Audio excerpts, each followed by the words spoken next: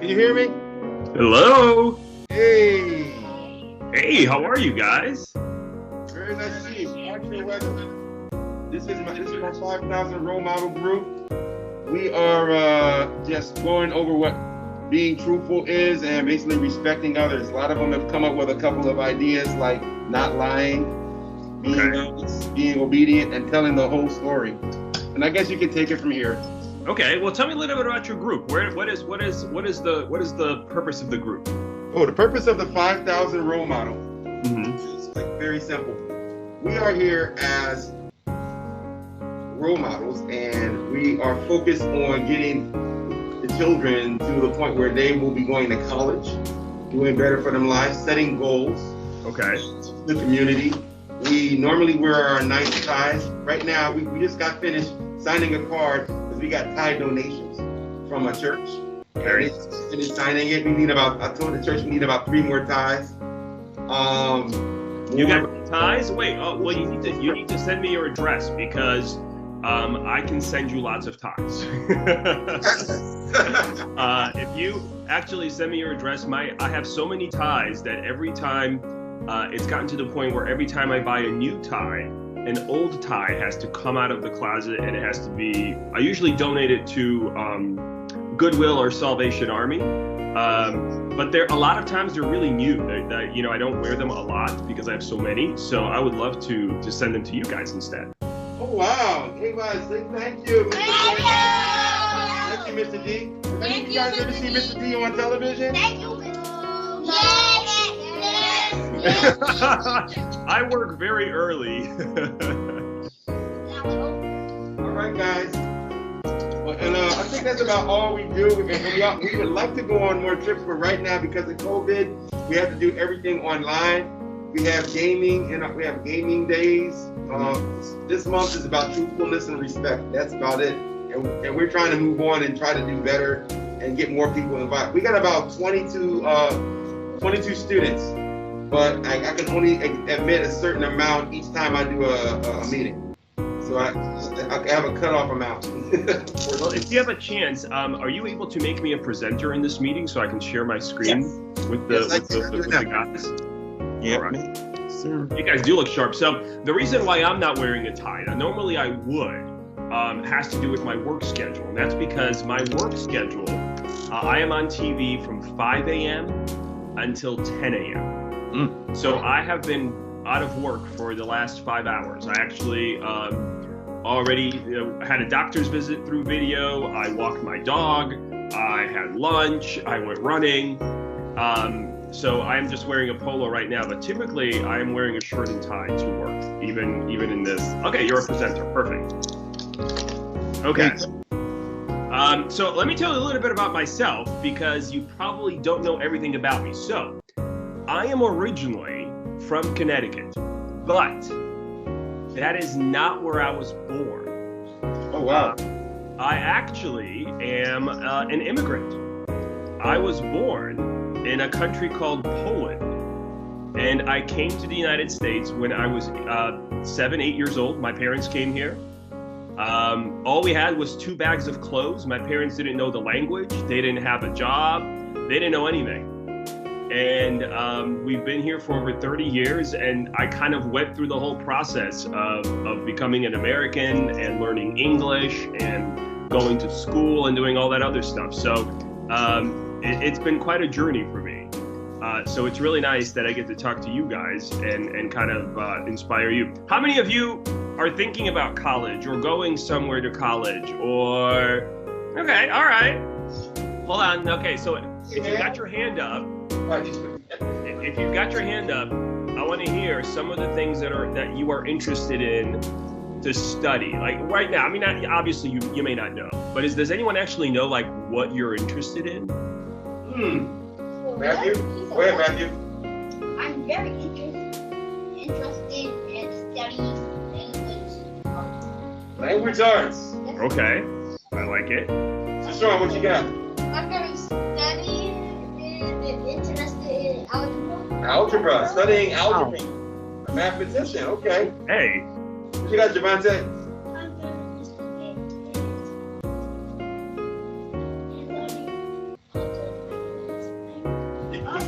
the mask on your face. He said he's very interested in learning other languages. Okay, I like it. What you got?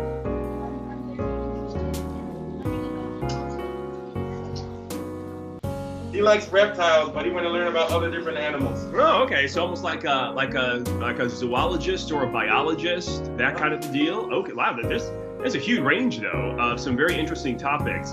The mathematician especially, I got to tell you, if you really like math and you're going to study math, that is a way to get a very quick, high-paying job.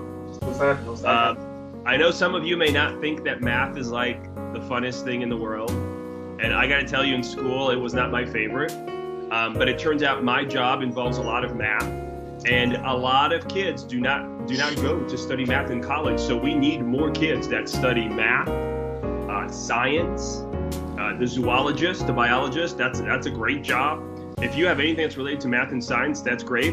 Languages, also very important, because you think about it, we do business all over the world, so you have to speak multiple languages. I speak Spanish, Polish, and English. And I gotta tell you, learning Spanish has helped me learn other languages as well, because it's closely related to French and Portuguese and Italian. So I see some words in these other languages, and I know what they mean just because I know Spanish. So you can learn a language, and it's like a little cheat code for other languages. Does somebody have a question? Do you guys want to say something? Yeah. What you got? Do you speak Japanese?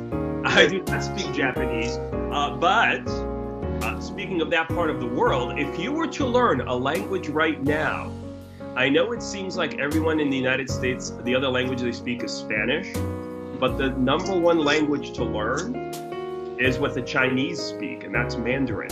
Oh yeah. There's so many Chinese speakers in the world, and we do so much business with them, that if you know how to speak Mandarin, it's called Mandarin, you will instantly get a job probably for a big business firm, and you will be traveling the world and probably spend a lot of time traveling to China.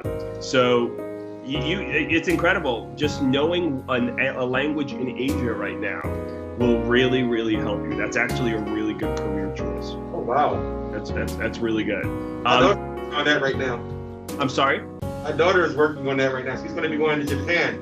See? I mean, if you go out to Asia. We do so much business with Asia, and there are not many Americans that are fluent in those languages. It's very, very important, especially since China is getting so big. They will be a bigger force in the world than the United States soon. So we need to know how to communicate with all those people that speak Mandarin. Very, very important. Anybody else have a question? Okay, all right. We got one more. What you got? Sean, there you go. Is it very easy to learn different words?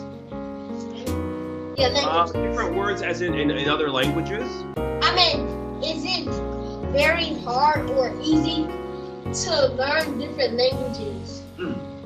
You know, you would be surprised that it is not, because even English, even though when you hear someone speaking Spanish, you're thinking, wow, I don't understand anything they're saying because they're talking so fast and I don't hear the words.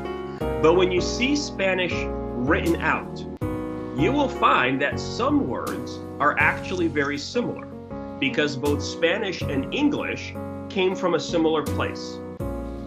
They had another language that they came from. So some words are very similar.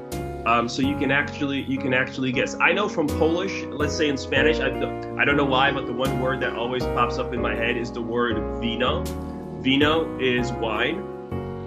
And it is the same exact word in Spanish, Portuguese, and Polish. Nice. And Poland is nowhere near Portugal and Spain. They're on the other side of they're not even related.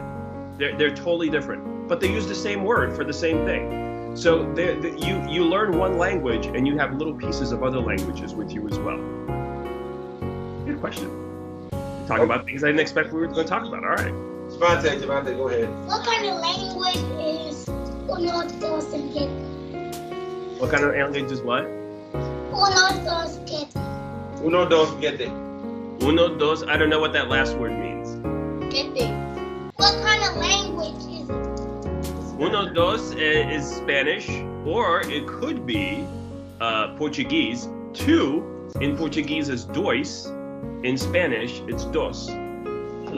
But uno is the same in Portuguese and in Spanish. So the words are very similar. Wow. That's awesome. I realize we talk about languages so much. Get to us speaking, guys. I don't really have a speech. I was going to share some of the information with you guys about how I became a meteorologist. Because I started getting interested in the weather at about your age. And I kind of knew, I didn't know I was going to go to college, but I knew that I really liked the weather. So here's a little bit about what I do and how I got there. First of all, as you guys know, I work on ABC Action News. Now, this is kind of weird because this is what it would look like if I was in the station. I'm not in the station now. When you watch me, I'm at home. I'm basically in the place you see me now, but I basically do the weather in the morning on ABC Action News. I'm a scientist. And if you are interested in a science job, you can work for a TV station like me, which is just a private company, or you can work for the government. And there are lots of scientists that the government hires. I am a scientist, and I have a college degree. I did go to university, and that university was Florida State. I don't know if we have any Seminoles in the crowd. Maybe there's some Gators. Always a competition. But in this case, there was no competition because there's only one school in Florida that has a meteorology degree, and that's Florida State. So if you want to become a meteorologist, you have to go to Florida State. If you want to become a journalist, you have to go to University of Florida. So a lot of journalists in Florida go to UF. A lot of meteorologists are at Florida State. I'm not from Florida, so I had to move all the way to Florida just to go to school. And that's because Florida State is a really good meteorology school. It was difficult.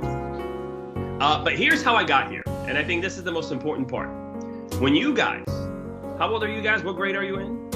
They're in 3rd, 4th, and 5th grade. Okay, 3rd grade, you're really early, but 4th and 5th, you're kind of starting middle school, right? You're in middle school, you're starting to think, all right, 2-3 years, I'm in high school.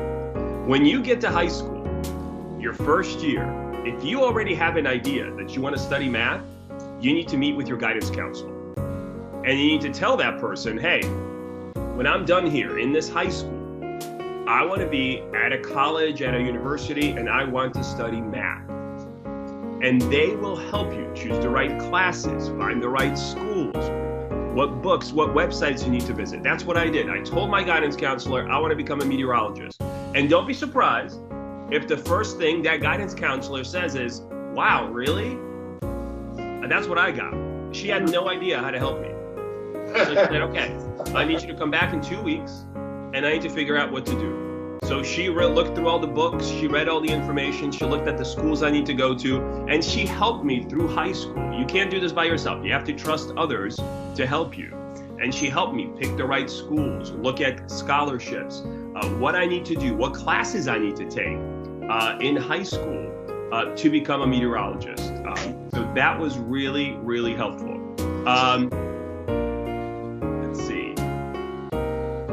I went to school in Connecticut. This was my high school. My parents still live there. And I knew I wanted to be a meteorologist before you were born. I knew I wanted to become a meteorologist in 1993. I was 12 years old. That's when I knew I was going to become a meteorologist.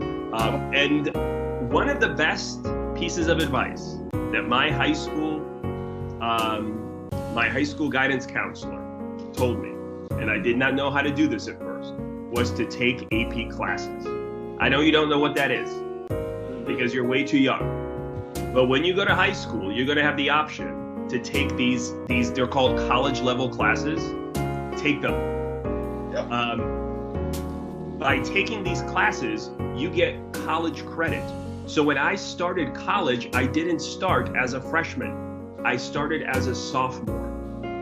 I saved 1 year of my life, and I saved my parents tens of thousands of dollars. My high school, my last year of high school, was like my first year of college. And that saved my parents so much money. And even these days, money is always an issue. School is so expensive. If you can do some of this work in school here in Florida without before you even get to college, that'd be awesome. That would save you a lot of time and a lot of money. And most importantly, when I got to college, I didn't have to take math again and Spanish again and English again. I went right into the classes that were interesting to me. So talk to your guidance counselor. Let that guidance counselor really help you out. Then I went to Florida State. These are some of the kids that some of the professors and some of the students that are there now. We do a workshop every year. I go back and I volunteer my time, and we meet with the students. We work with the students. We give them critiques. We watch them do the weather. We help answer their questions. So it's really, really nice to be so close back to Florida State. I've only been here 3 years. I kind of moved all over the country. And that's kind of what makes meteorology difficult. So my first job out of school was actually not in Florida. It was here. This is my first job. A little town called Dothan, Alabama. I lived there for 3 years, 2.5 years. There was only a few of us. Look how young I look. That's me right there. Wow. Kind of funny looking there. See that funny looking dude? That's me. That's your mommy or dad? No, that's not his mother. Those are young people working at the station, but they look like my mom and dad.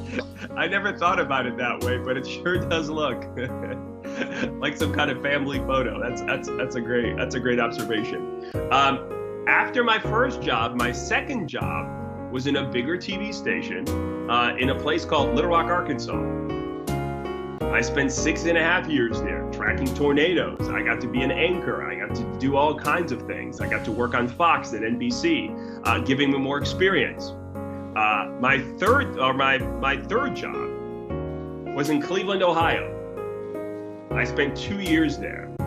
And this was the best 2 years I could be in Cleveland, because I was in Cleveland. I was in Cleveland when the Cavs won the national championship. Oh, wow. So I got to go to the big parade. I got to see LeBron James.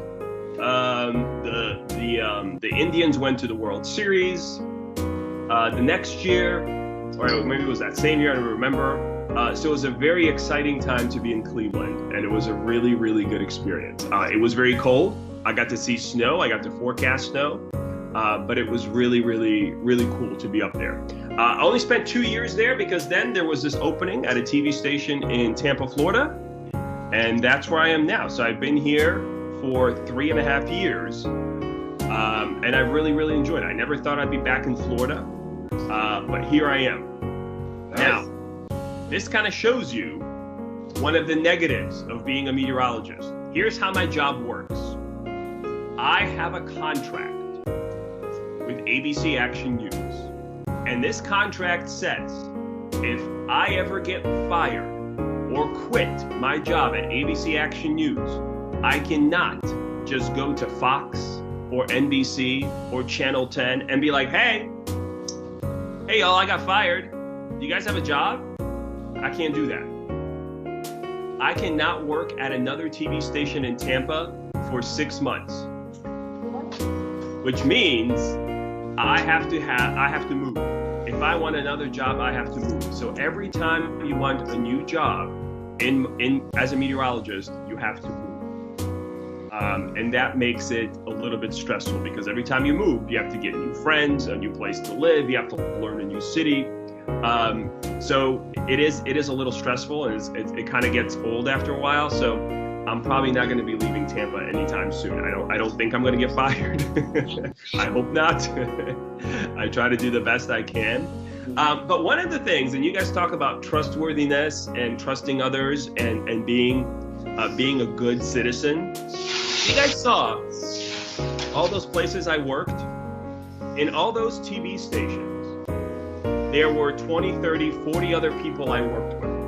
And all those people moved from other cities to work in that location. So this is now my 4th job. And because I've moved around and met all these people, I now know people that work in TV stations all over the country. I know people in TV stations that I've never worked in. So what's very important here is that although you may not like everyone that you work with, you should always respect everyone you work with. You should be honest. You should be dependable. You have to think about everyone that you work with as someone that you could work with in the future.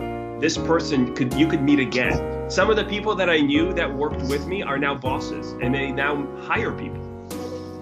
They're now meteorologists somewhere else. They now manage a whole TV station. And it's very important that you kind of think ahead and always respect people and always assume that you will meet them again, because now these people can help you. These folks that I know all over the country, they can really help me. There was a lady I worked here in Tampa just in my 3 years here. She came in as an assistant boss, and sure enough, in the first year, she now got moved, and she is the main boss at our new TV station in Miami. So now I know somebody who may meet a meteorologist in Miami. So you never know where other people are going to end up, and that's why you should always treat everyone around you with respect, and you should always be a good person to them, because you never know where they're going to end up. I think that's very, very important. Especially, who here is on social media? Anybody here on TikTok, Instagram, Twitters, Facebooks? Okay, so you may be a little young for this, but I want every time you take a picture, you take a video, I need you to think twice about who is going to see this and how long is it going to be on that social media. Because if I ever posted something that was inappropriate, not only could I lose my job here, but because it's on social media and the whole world can see it, no other TV station is going to want to hire me.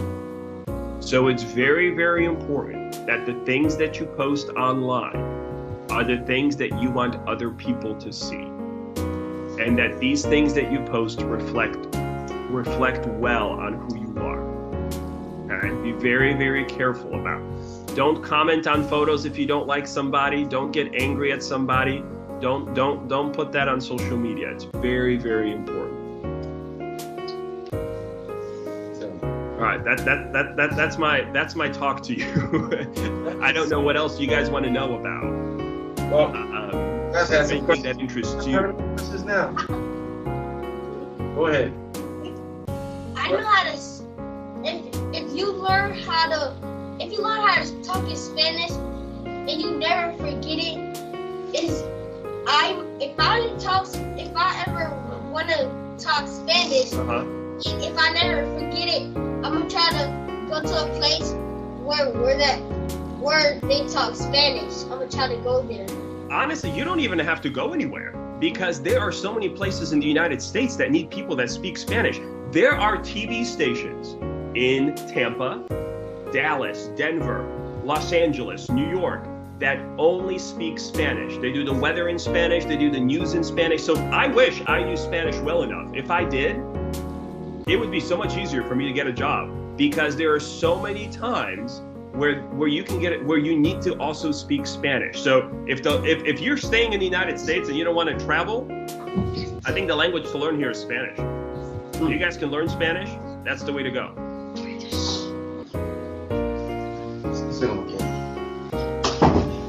I think that's about all we got, because we gotta start releasing them in about 5 minutes. Okay, perfect. I appreciate you coming and recording with us. Everyone say, thank you, Mr. Greg D. Thank you, Mr. Greg D. You're welcome, and please send me your address anytime. I mean, is this something you continuously need, is ties? We need ties,